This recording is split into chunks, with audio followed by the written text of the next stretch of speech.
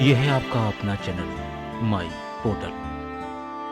साथियों नमस्कार। आज के इस अंक में हम आपको बताने वाले हैं यूडाइस प्लस पोर्टल पर कैसे करेंगे बच्चों की एंट्री।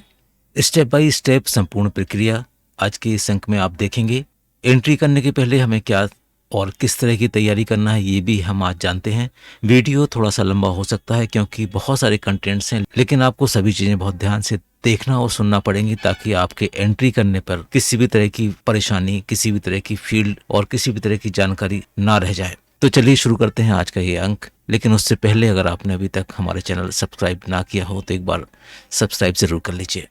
जैसा कि हम सभी जानते हैं यूडाइस प्लस पोर्टल के लिए जो वेबसाइट बनी है udisplus.gov.in, उस पर हम सभी तरह का ये कार्य कर रहे हैं। पहले हमने प्रोफाइल एंड फैसिलिटीज़ की एंट्री की, इसके बाद टीचर मॉड्यूल की एंट्री हमने पूरी की और अब हमें स्टूडेंट मॉड्यूल पर एंट्री करना है। तो चलिए इस वेबसाइट को हम ऑनलाइन खोलते हैं और फिर एक एक पॉइंट्स पर बात भी करते हैं। इस तरह से udisplus.gov.in पोर्टल को लॉगिन कर लेंगे। जैसा कि आप सभी जानते हैं कि राइट साइड पर लॉगिन बटन होता है और इसमें प्रोफाइल एंड फैसिलिटीज़ की हमने एंट्री कर ली है।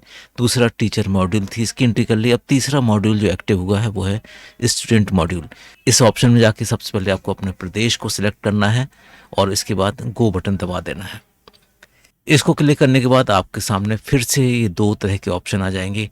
अगर आप उत्तर प्रदेश और मध्य प्रदेश के यूज़र्स हैं तो आपको क्लिक यहाँ पर करना है इस वाले बटन पर, और अगर इन दोनों प्रदेश के अलावा कोई प्रदेश के यूज़र्स हैं तो उनको यहाँ पर क्लिक करना है। चलिए हम मध्य प्रदेश वाले यूज़र पर क्लिक कर लेते हैं। तो चलिए लॉगिन कर लेते हैं यूज़र नेम और पासवर्ड से। विद्यालय का जो डाइस कोड होता है वो इसका यूज़र नेम होता है और पासवर्ड हमारे पास होता है। अगर यूज़र नेम पासवर्ड का कोई इशू है, अगर आपके पास यूज़र नेम पासवर्ड नहीं है तो ब्लॉक MIS से आप इसको ले भी सकते हैं। चलिए लॉगिन कर लेते हैं एक यूज़र नेम पासवर्ड के साथ। लॉगिन करने के बाद कुछ इस तरह की स्क्रीन हमारे सामने आ जाएगी। सबसे पहले स्कूल इन्फॉर्मेशन की विंडो आपके सामने आ जाएगी। हमें उसको ध्यान से देख लेना है। ये हमारे स्कूल की है, कैटेगरी सही है, क्लास सही है, टाइप सही है, मैनेजमेंट सही है। इस तरह से जो भी चीज़ें इसमें दिख रही है वो हमें एक बार मिला लेना है। अगर स्कूल इन्फॉर्मेशन में कहीं भी त्रुटि है या कोई संशोधन है तो आप उसको भी संशोधित कर सकते हैं स्कूल डायरेक्टरी मैनेजमेंट में जाके। और अगर आप इसको अपने स्तर से सही नहीं कर पाते हैं तो आप अपने ब्लॉक ऑफिस में जाकर इसको सही करा सकते हैं। चलिए आगे बढ़ते हैं, क्लोज कर देते हैं इस विंडो को। अब यहाँ पर आपके स्कूल की एक स्टेटस आपको दिखाई देगी। ये प्राइमरी स्कूल है तो इसमें कक्षा 1 से 5 आपको यहाँ पर दिखाई दे रही हैं। सेक्शंस यहाँ पर A लिखा हुआ है, यानी इस विद्यालय में एक सेक्शन है, 4 गर्ल्स कक्षा 1 में है। इस तरह से जो संख्या लिखी है ये इस विद्यालय की इनरोलमेंट यहाँ पर शो हो रही है।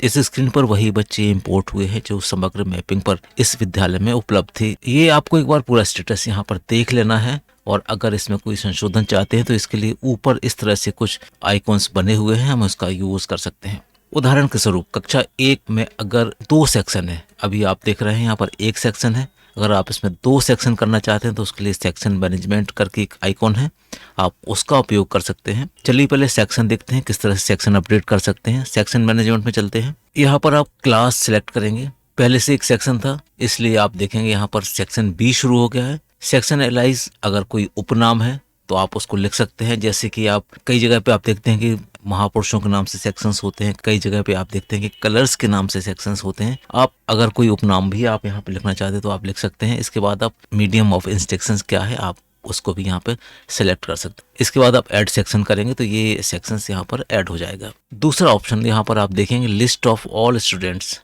एक बार क्लिक करके इसको भी देख लेते हैं। यहाँ पर सारे बच्चों की लिस्ट दिख रही है। अगर आप इसको पूरी बड़ी लिस्ट खोलना चाहते हैं तो आप इस तरह से यहाँ पे 100 भी कर सकते हैं और ये सारे बच्चों की लिस्ट आप यहाँ पर देख सकते हैं। इन बच्चों को मिला सकते हैं। इसको एक्सेल में भी ले सकते हैं। एक्सेल में लेने के बाद आप इसका प्रिंट भी निकाल सकते हैं बच्चों को मिलाने के लिए इस तरह से। चलिए आगे चलते हैं, डैशबोर्ड पे वापस चलते हैं, स्कूल डैशबोर्ड पर। यहाँ पर आप देखेंगे कक्षा 1 के 7 बॉयज हैं, 4 गर्ल्स हैं, यानी टोटल 11 बच्चे हैं। इसके पहले हमने आपको बात की थी कैसे बच्चों को देखेंगे। आप यहाँ से लिस्ट निकाल लीजिए। अगर इन 7 और 4 11 बच्चों में से कोई बच्चे छूट रहे हैं तो आप उसको यहाँ से ऐड स्टूडेंट से आप उसको ऐड कर सकते हैं और जो बच्चे एक्स्ट्रा हैं हम उसको डिलीट भी कर सकते हैं। तो चलिए पहले हम बात करते हैं जो बच्चे उपलब्ध हैं उनको कैसे अपडेट करेंगे और उसके बाद हम नए बच्चे कैसे ऐड करेंगे, हम उस पर भी बात करते हैं। चलिए शुरू करते हैं। व्यू एंड मैनेज इस वाले बटन को क्लिक करते हैं। क्लिक करने के बाद आप देखेंगे यहाँ पर क्लास 1 के ये सारे बच्चे यहाँ पर शो होने लगे। सबसे पहले बच्चे का नाम आप यहाँ पे देख पा रहे होंगे, इसके बाद उसकी डेट ऑफ बर्थ यहाँ पर आ रही है और एंट्री में इन प्रोग्रेस लिख रहा है, यानी इस बच्चे का अपडेशन अभी हुआ नहीं है, इसका हमें अपडेशन करना है। इसके बाद यहाँ पर स्टेटस में 3 तरह के ऑप्शंस दिए हैं।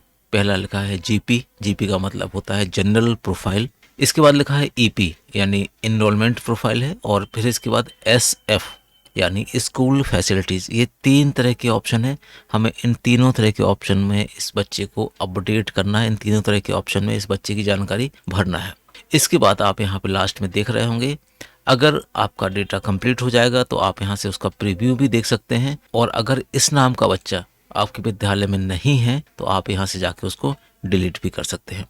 चलिए तो शुरू करते हैं किसी एक बच्चे का अपडेशन करके, और फिर इसी तरह से आपको सारे बच्चों के अपडेशन करना है। पहले जीपी पे जनरल प्रोफाइल क्लिक करते हैं इस संबंधित बच्चे की। यहाँ आप देखेंगे इस तरह से एक पूरा पेज खुल गया। जल्दी जल्दी एक एक ऑप्शन पे हम बात कर लेते हैं। पहले स्टूडेंट का नाम देख लीजिए, अगर स्पेलिंग्स गलत है तो उसको सही कर लीजिए। जेंडर हम देख लेते हैं, एज हम देख लेते हैं, मदर नेम, फादर नेम, अगर गार्जियंस है तो गार्जियंस का नाम हम यहाँ पर लिखेंगे। इसके बाद बच्चे का आधार नंबर हमें देना है, और अगला है कि आधार में बच्चे का क्या नाम लिखा है हमें वो भी लिखना है। यहाँ पर उस बच्चे का एड्रेस लिखना है, पिन कोड लिखना है, मोबाइल नंबर यहाँ पर भरना है। स्टूडेंट का हो, पेरेंट का हो, गार्जियंस का हो, जिसका भी हो, आपको यहाँ पर मोबाइल नंबर भरना है। अगर अल्टरनेट मोबाइल कोई दूसरा नंबर है तो उसको भी भर देना है। कॉन्टैक्ट, ईमेल, मदर टंग मातृभाषा, इसमें बहुत सारे ऑप्शंस मिलेंगे। बच्चे की जो मातृभाषा है हमें उसको यहाँ सेलेक्ट करना है। इसके बाद सोशल कैटेगरी, यहाँ पर बच्चा किस कैटेगरी से है आप चेक कर लीजिए, अगर कहीं सुधार की आवश्यकता है तो हमें वो भी करना है। इसके बाद माइनॉरिटी ग्रुप, अल्पसंख्यक ग्रुप से अगर बच्चा है तो हमें वो भी यहाँ पर भरना है।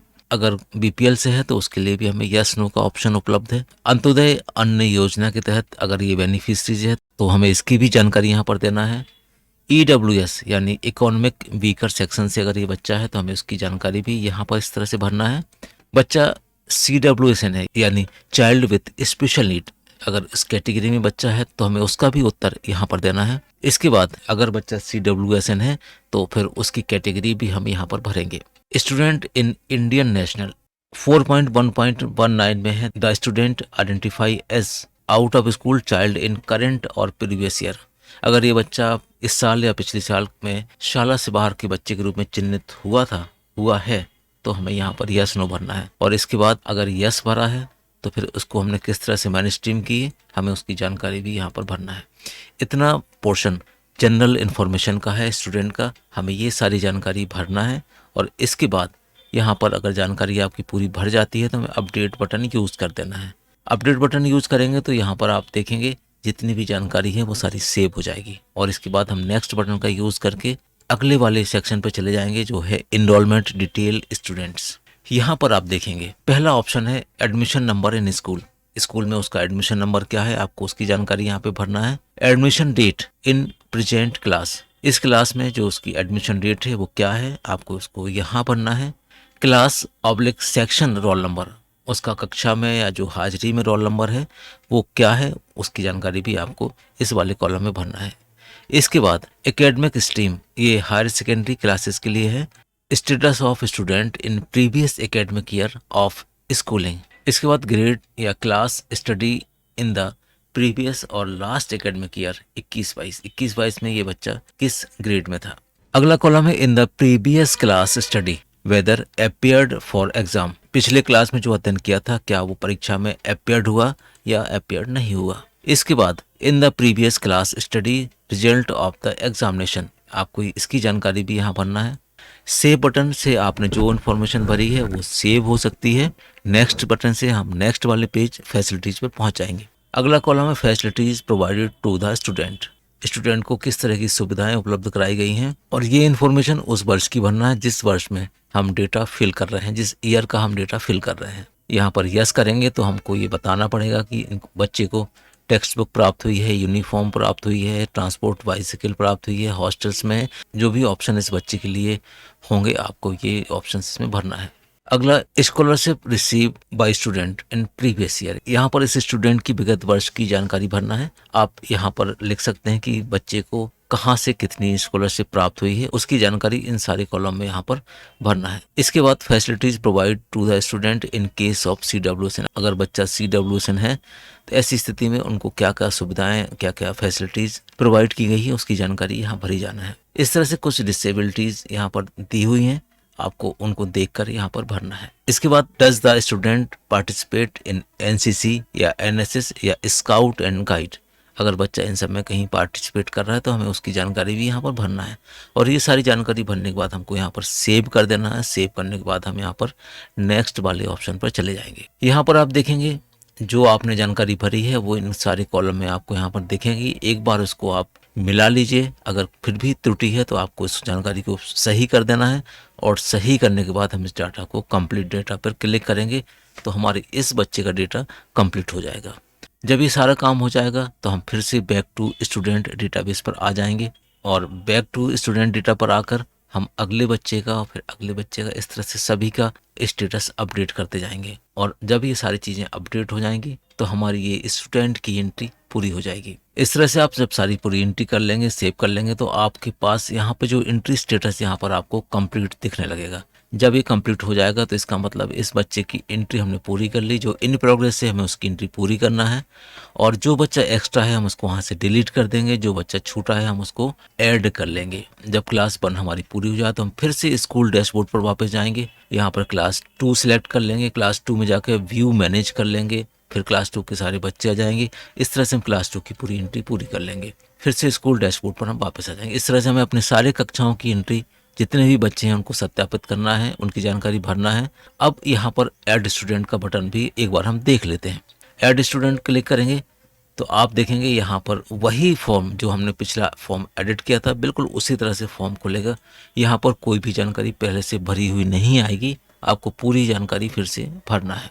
एक और ऑप्शन हम आपको बता देते हैं। यहाँ पर ऊपर आप लैंग्वेज देख रहे होंगे, इसमें इंग्लिश और हिंदी दोनों लिखा हुआ है। आप अगर हिंदी में कंफर्टेबल हैं तो आप हिंदी कर लेंगे, तो ये सारी चीज़ें आपको हिंदी में दिखने लगेंगी। यहाँ पर आप देखें में क्लिक करेंगे तो इस तरह से आपके सामने ये पूरी हिंदी में भाषा लिख के आ जाएगी। इस तरह से हिंदी अंग्रेजी दोनों भाषाओं में इनका उपयोग कर सकते हैं और अपनी एंट्री को पूरा कर सकते हैं। जब आप सभी बच्चों की एंट्री पूरी कर लेंगे तो यूडाइस का स्टूडेंट डेटाबेस मैनेजमेंट वाला पोर्शन आप पूरा कर लेंगे। मिलते हैं एक नई वीडियो में एक नए टॉपिक के साथ। तब तक के लिए थैंक्स फॉर वॉचिंग।